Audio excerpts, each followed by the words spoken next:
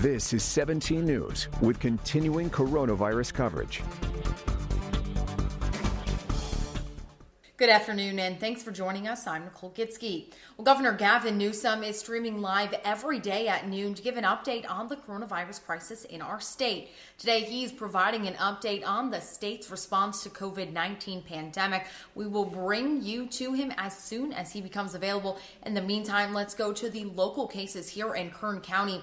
As of this afternoon, there are 3 new confirmed cases of coronavirus. 312 people have tested positive for the novel coronavirus in Kern. That's including 6 non-residents. More than 3,000 people have tested negative. More than 2,200 tests are still pending. That's the most we've seen since testing started, and 2 residents have died. Now let's take a look at how these cases break down by age. More than half of the positive tests, 162, are people between the ages of 18 and 49. Meantime, 12 children have tested positive. 90 cases between the ages of 50 to 64, and 42 are age 65 and older. And here's a look at where these cases fall within the county. Shows where the patients live, not necessarily where they caught the virus.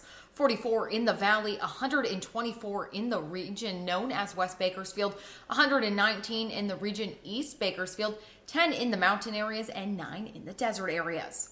Well, a reminder for parents, some changes to grab-and-go meals for students across Kern County. Kern High School District is not offering grab-and-go meals on Good Friday. They also will not be offering meals Monday, the day after Easter. And starting Tuesday, several schools will no longer continue meal services. Those include Centennial, East, Highland, Foothill, Liberty, and Ridgeview High Schools. We now have Newsom. Let's bring you to him. He is talking about the crisis here and our response to the coronavirus in the state of California. Let's take a listen in. We all need a little bit of moral support, but we need to do more than that and provide the kind of support that increasingly is needed for a workforce that is deeply stressed out, deeply stretched. Let's remember, people are commuting for an hour, hour and a half in the good days.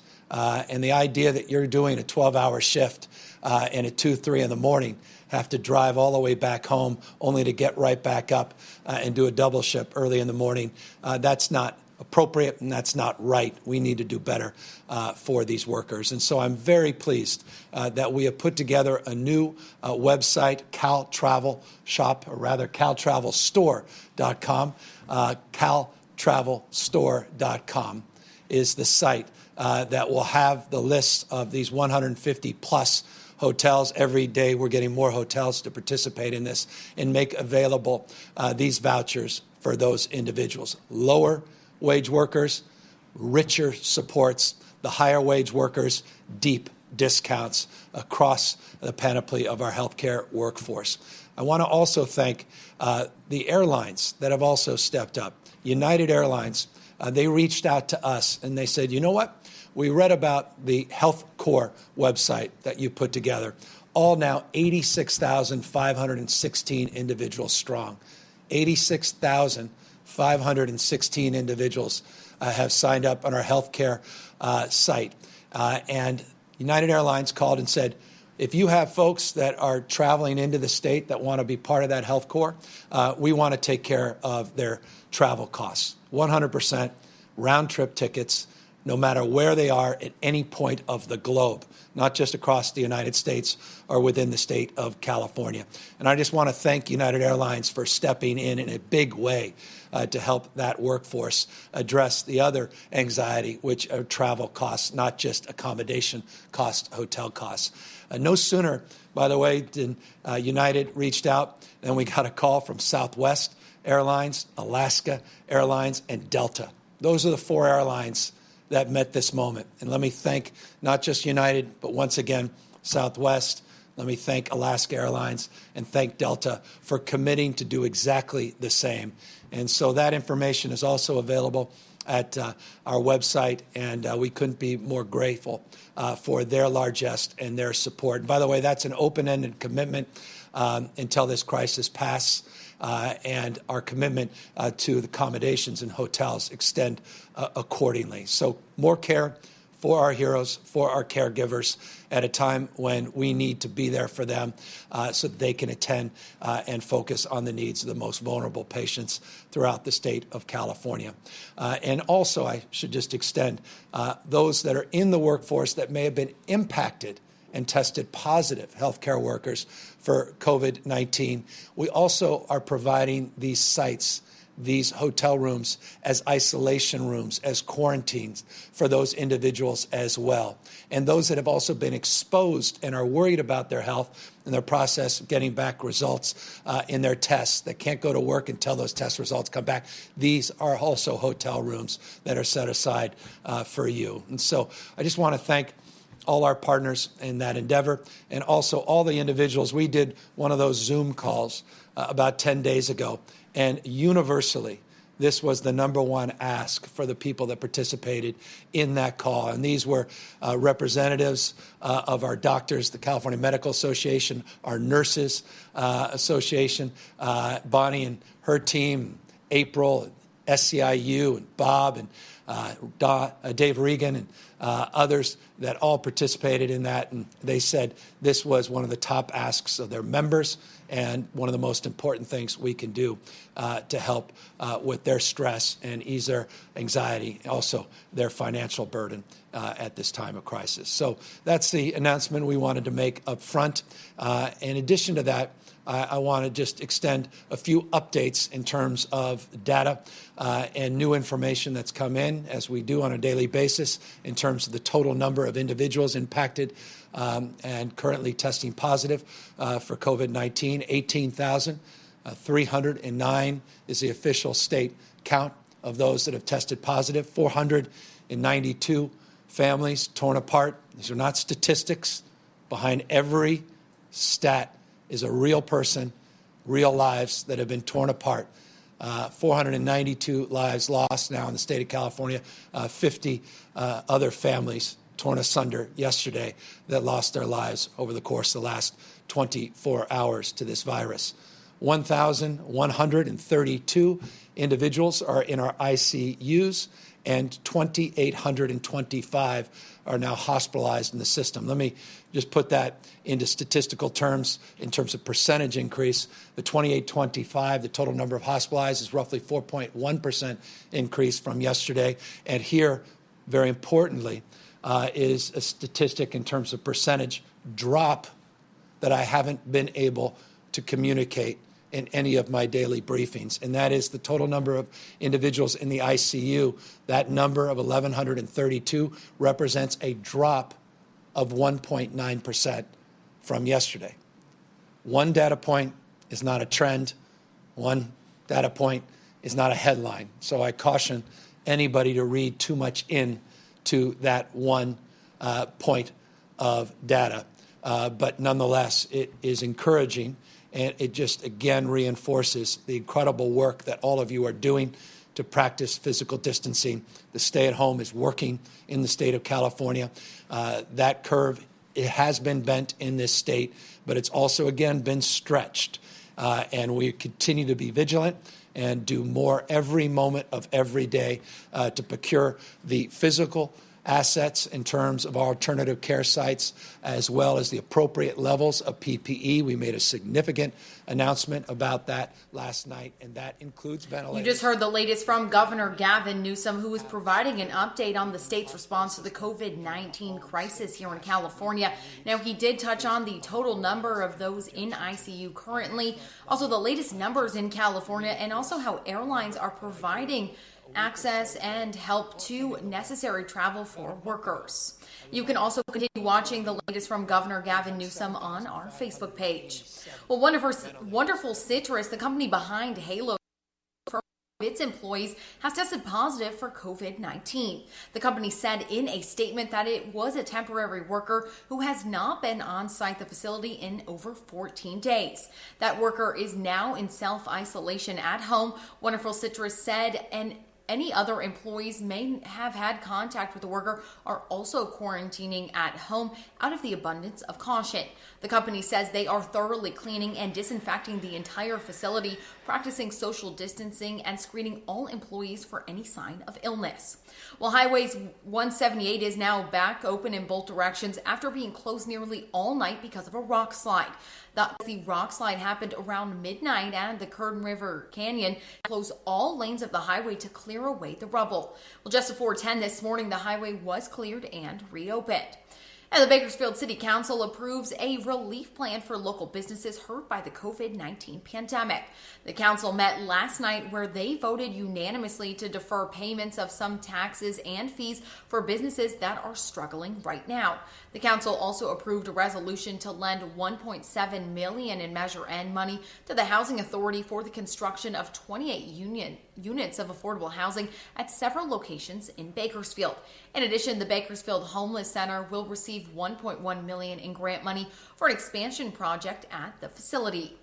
And Kern County is set to receive nearly $6 million to help the fight against COVID-19. The money is from the U.S. Department of Health and Human Services, which has allocated more than $192 million to the state of California. The funding is designated to help health centers prevent, detect, and treat COVID-19 during this health emergency. It's part of the coronavirus aid packages signed into law by President Trump last month.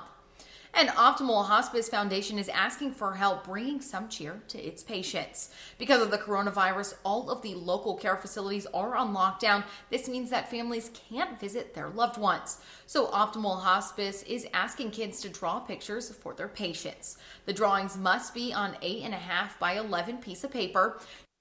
To C. Shoemaker at optimalcares.com or mail or drop off outside the Optimal office located on 1227 Chester Avenue. The pictures will be sanitized or scanned, then handed out.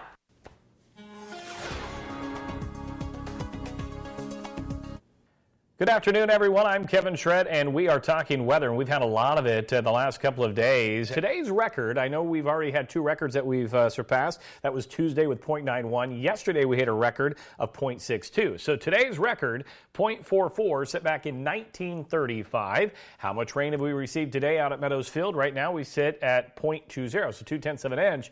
So we got a little ways to go, but it's still raining out there. Out in Arvin right now, and they have the rain showers still, and 52 degrees, and they've seen a pretty good amount of rain out that way.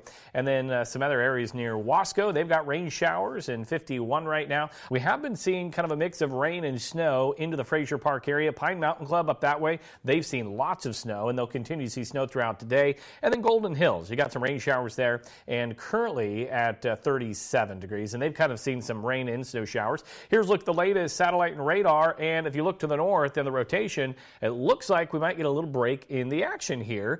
Finally, because we've had rain all morning long. We're seeing some moderate rain out near the Taft area right now, and you can still see some moisture into the mountains and out near California City. Here's a look at temperatures, and we've got 50s for the most part into the valley locations. We've got 30s and 40s into the mountains, 32 in Frazier Park, 36 in Tehachapi with 43 out of Lake Isabella. Now let's talk about rain. We keep trying to add and update this, but right now we sit at 2.41 inches on the month, so we are almost up 2.25 inches from where we should be this time of year, or right at this date, which is 1900s. Now, October 1st, our water year, 6.82 inches in the gauge. We are up now over an inch. That is great, and I think we'll be updating these tonight. Alyssa Carlson will be looking at the numbers, and I think we're going to see even better improvements. As we take a look at the regional view, and you can see the circulation, the one thing I'm noticing as I'm watching the satellite and radar is this system is finally starting to move a little south and eventually to the east, and that's exactly what we're expecting throughout the day and into tomorrow. We still have the winter storm warning in place for the Kern County mountains, and that is until 11 o'clock tonight, so additional snow could fall, and we are looking at possibly 6 to 12 inches of new snow today into the higher elevations. And I did get a report, in fact, Alyssa Carlson got a report from Alta Sierra, and she had texted it to me earlier. They have over 20 inches of snow, and we talked a couple of days ago that they could see 2 feet. As we take a look at the Pacific, and you can see the system we've been talking about, a little ridging out to the west, and that will help us us for the weekend. Here's our drought monitor. It updates today. There have been no changes. We are still in a moderate drought, even though we've seen a lot of this rain. So we'll see what happens for the rest of the month, but still standing in the moderate drought. And you can see on our Futurecast model, this system slowly moves south and to the east. And by Saturday, we should be looking at sunny conditions, and that will continue into our Sunday as well for Easter. So here's a look at your headlines for today. Showers will continue, some heavy showers at times. We've already been seeing that. An additional 5 to 8 inches of snow into the Kern County mountains, and between 1/4 and 1/2 inch of rain for the valley, mountain, and desert by the time this is all said and done today through early on Friday. And here at my home, looking at my gauge right now, I'm at 0.42 on the day. Here's a look at the temperatures. Upper 50s, lower 60s for this afternoon for the valley. Into the mountains, we're looking at 36 in Frazier Park, 44 in Tehachapi, and right near 50 into the Kern River Valley. And for the desert, we'll look for 50s today on your highs and a southwest wind 10 to 15. Here's your extended forecast, and there you go. Saturday, 72. Easter Sunday, 76 degrees, and we keep those 70s in place through next Wednesday. And then for the mountains, great weather for the weekend. Easter, you're looking at 62, and those 60s hold on through the mid part of next week. And then for the Kern River Valley, Saturday, 65, and then right near 70 on Easter Sunday. So another afternoon with more rain. We'll see what happens this afternoon in terms of our record, which again is 0.44, set back in 1935, and at last check we sit at 0.20. Nicole, we'll send it over to you. Thanks, Kevin. Another beautiful weekend in store for us, so I'm looking forward to it. Well, the coronavirus crisis led to a spike in jobless claims. Still ahead on our 17 Business Watch, who qualifies for unemployment and who did before. KGET Business Watch is brought to you by Grapevine MSP Technology Services, the Valley's leading IT service provider.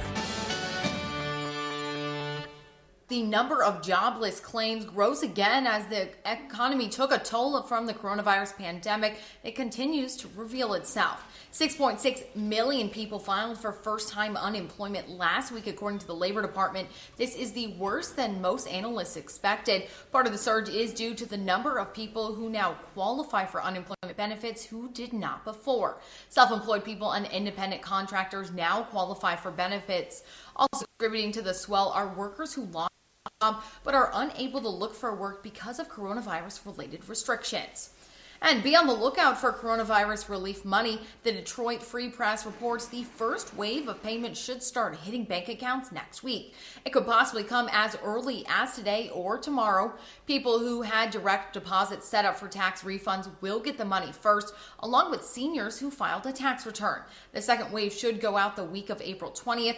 You should expect a letter from the IRS detailing your payments in the coming weeks. If you are anticipating a paper check, that could take several weeks to get printed and mailed. Well, as people are working from home during this time, there are a few important things to remember to stay safe on the internet.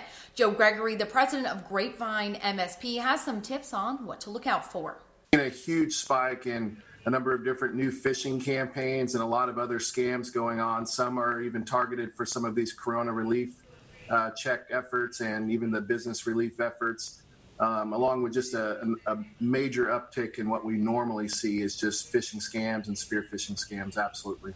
There is a lot of uncertainty on a lot of things regarding this. But one of the things that I think a lot of people are looking for answers on is when am I going to get my stimulus check, and what do I need to do in order to get that?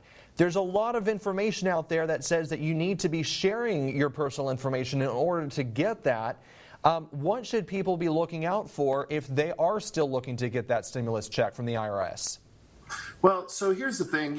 There's going to be we're already seeing a lot of scams where you're seeing text messages come in, you're seeing emails come in, and there's maybe a link to click on, and they're going to ask for information, and some of them look very, elaborate. They look real. They have the official IRS logo. They have the official information, but here's a good rule of thumb. You don't want to ever click on a link in an email and enter in any sensitive information. We recommend that you don't click on links in email and enter in passwords, usernames and passwords, but also, especially, you do not want to give out any type of financial information or personal identity information by clicking on a link on an email. The IRS is going to put out guidance on how folks can go online and update their direct deposit for those relief checks. And our recommendation is that you go directly to the IRS website and look for those resources. instead of actually clicking on links in email or following a text message, because a lot of times, every time, those are scams. You know, Joe, it's not going to email you. It is. It's text messages, it's emails, and it seems so convincing. I mean, there's everything from a text message that says your Netflix subscription is going to expire. Click the link to make sure that you don't lose your subscription. I mean, there's a lot of things that are so convincing. How do you protect yourself, even though it looks legit?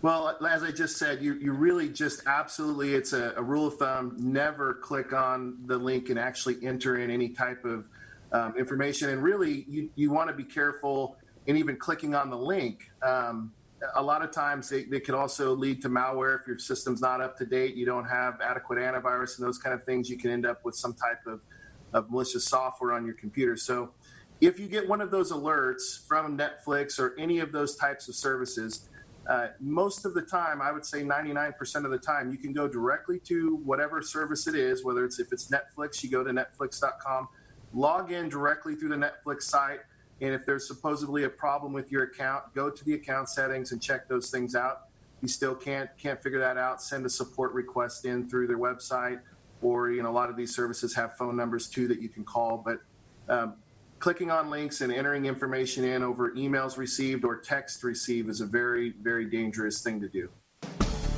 This is 17 News with continuing coronavirus coverage.